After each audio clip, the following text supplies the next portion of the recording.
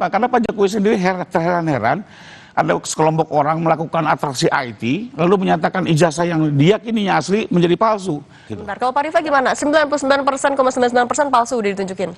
Oke, saya komentarin dulu tentang LP ya. Jadi ini isu yang baru dibangun Mas Suryo nih. Jadi publik bisa mengikuti media sejak awal kami sudah menyatakan laporan kami adalah 310, 311, 32 dan 35 ITE. Jadi ini sesuatu yang sudah kita jelaskan berkali-kali, semua orang tahu, lalu sekarang dibangun isu baru seolah-olah kami tidak pernah menyatakan itu. Silakan dicek di media. Ya, jadi kalau soal laporan clear, memang 32, 35 kami laporkan. Kenapa? Karena Pak Jokowi sendiri terheran-heran ada sekelompok orang melakukan atraksi IT, lalu menyatakan ijazah yang diyakininya asli menjadi palsu. Ini kan perlu dipertanggungjawabkan penggunaan IT ini. Ya. Sesuatu yang asli menjadi palsu ini kan hebat sekali. Karena kita yakin kemajuan teknologi harusnya tidak untuk memutarbalikkan kebenaran. Karena itu kita minta diuji, diperiksa oleh penyidik. Dan pasalnya ada di 32 dan 35. Jadi ini sesuatu yang hanya isu baru yang dibangun. Kedua soal ijazah, kembali lagi. Sebenarnya kami sudah menduga ya, ditunjukkan pun pasti ribut lah gitu. Jadi nggak ada manfaatnya juga. Cuma kemarin karena Pak Direskrim mengambil kebijakan untuk menunjukkan ya kita oke-oke aja. Karena kita nggak takut kok. Sudah diperiksa lapor juga itu barang asli ya. Dan yang menarik satu, minggu lalu Mas Suryo di tempat ini juga menyatakan bahwa ijazah itu harus ada watermark dan emboss. Nyatanya barang itu ada. Jelas terlihat ya. Nggak bisa dilihat. Ada. Nah itu kembali lagi semua orang melihat itu kok. Kemarin semua yang keluar dari ruang gelap juga diwawancara mereka melihat itu. Nah sekarang disangkal oleh beliau. Kembali lagi, jadi sebenarnya kita niatnya baik menunjukkan, tapi kembali lagi kalau itikadnya buruk, ini selalu diputar balik, dibangun isu baru. Sehingga kalau buat kami adalah sudah tidak perlu lama-lama lagi, ajukan ke sidang, lakukan persidangan, semua terbuka, publik bisa melihat gitu ya. Tapi berarti maksudnya gelar perkara khusus kemarin tidak menguntungkan dari kubu Pak Rifai? Buat kami sih nggak ada persoalan, karena juga yang dilempar bukan isu yang menarik, contoh Mbak. Tahu-tahu mengajukan 3 ahli. Ya, buat apa didengar? Ajukan saja, diperiksakan, sudah dikasih haknya oleh penyidik. Silakan didengar. Ini menerangkan. Lalu kedua, membawa-bawa perkara di Mabes, membawa-bawa LP yang nggak diterima. Itu kan bukan konteks yang dibahas di situ gitu ya. Nggak ada ahli yang berani. Saya tadi melihat apa yang disampaikan itu bukan persoalan, bahkan ini hanya sekedar melambat-lambat, menunda-nunda penyidikan soalnya minta gelar gitu ya. Sehingga kemarin pun juga saya bilang ya sudah, kita sudah mengarah semua, ijazah sudah tunjukkan. Cara paling baik adalah selesaikan agar ada kepastian hukum. Oke. Kalau gitu, tapi ini dibilang menunda-nunda loh. Enggak menunda. Ini lagi ke Pak Rifai. Pak Rifai, tadi kalau kata Prof. Ibnu, ini udah gelar perkara khusus, narasinya gak akan beres-beres. Nah, kalau dari Anda gimana? Ini akan mendorong cepet-cepet aja deh ke pengadilan apa gimana? Menurut saya biar ada kepastian dan diselesaikan di forum yang tepat ya ke pengadilan. Karena kembali lagi kalau ini terus dibiarkan ya isunya loncat-loncat terus. Kita ingat di awal, Mas Suryo kan mempersoalkan tanda tangan rektor diduga palsu, jenis huruf, bahkan itu punya Dulmatno.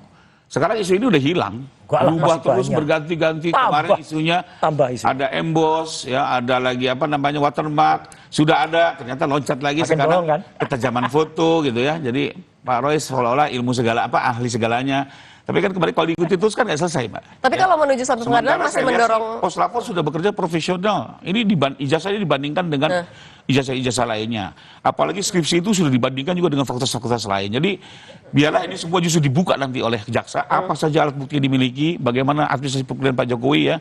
Karena kami yakini kebenaran adalah kebenaran dan tidak bisa diputar balik dengan rekayasa IT maupun narasi yang dibangun di era post truth. Tapi akan masih mendorong, ini kan status tersangka tapi masih belum tahan, akan masih mendorong ke arah sana nggak? Oh kalau Pak Jokowi nggak penting soal upaya paksa ya. Artinya kalau kami lebih penting adalah agar soal apa namanya ijazah ini clean and clear ya, kalau istilah beliau loud and clear ya. Kedua, nama baik Pak Jokowi dipulihkan. Nah, kalau masih sedikit-sedikit katanya Pak Rifai, benar nggak? Ya, masyarakat juga tahu lah. Ini kan fitnah nih kayak begini-gini ya. Kemarin sudah dijelaskan bahwa ini sudah disita sejak pertengahan tahun dan ada izin pengadilan. Ini juga menarik. Bagaimana mungkin tahu-tahu ini ditambah-tambah hanya gara-gara minggu kemarin beliau bicara itu. Ya mungkin teman-teman polisi bisa tahu sendiri lah mereka yang nyimpan ini menyita. Justru ini. Muncul-muncul kenapa? Semua ini sudah didengar oleh penyidik. 22 orang. Berani tampil dia. Nggak perlu dimunculkan nanti bisa disidang. Karena begini. Ya, karena barang bukti itu kalau ditunjukkan di awal-awal justru bisa menjadi merintangi penyidik. Ya makanya Prof. Ibnu bisa meluruskan nih bahwa ada barang bukti yang bisa ditunjukkan ke tersangka. Ada barang bukti yang nanti di persidangan. Misalnya kalau hasil kejahatan betul dikonfirmasi. Tapi alat bukti lain Nanti di sidang. Nah, nggak berani nih nutupi kebenaran ini. CCTV video itu nanti di ujung saja. Nanti baru diperdengarkan di waktu yang tepat. Justru kalau semua ditunjuk-tunjukkan, mulai membangun alibi-alibi, mulai pembelaan-pembelaan secara tidak tepat gitu ya.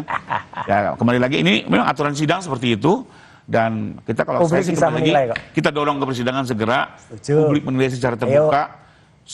Ahli forensik akan membahas terkait dengan apakah rekayasa IT yang dilakukan oleh Bang Roy Suryo dan kawan-kawan ini benar adanya, apakah betul aplikasi itu bisa menyatakan ijazah Jokowi menjadi punya Dul Manto, itu kan harus dipertanggungjawabkan kan gitu kan. Ini menarik soalnya, ilmu baru nih. Harus. Rubah langsung, sebenarnya Pak Dul Manto sendiri sudah didengar keterangannya.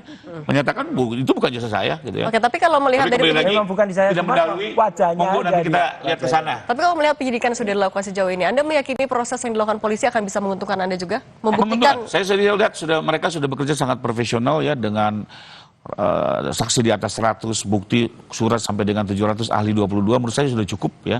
Sekarang ini hanya tinggal memberikan kesempatan tersangka mengajukan ahli-ahlinya. Kenapa?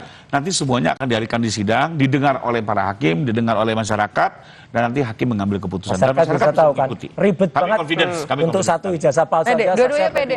Satu lagi Mbak, kalau ada kepastian juga mungkin banyak pihak yang selama ini dikorbankan akan mendapat kepastian. Kita lihat UGM bagaimana diuyak-uyak. KPU juga diuyak-uyak. Oh enggak lah, itu semua benar. Ya kalau memang jujur nggak merasa diuyak. Mabes Polri diuyak-uyak gitu ya. Nah, UGM justru kasihan. Mudah-mudahan kalau ini clean and clear, Bias Natalis tersebut juga nama baiknya akan 3 hari lagi. Jadi kita dukung untuk harusnya bangga punya mesin AI, tapi mesin AI-nya malah dibredel. Oke, clean and clear biar di persidangan ya nanti ya kita tunggu. Iya, kita tunggu. Oke. Bisa itu.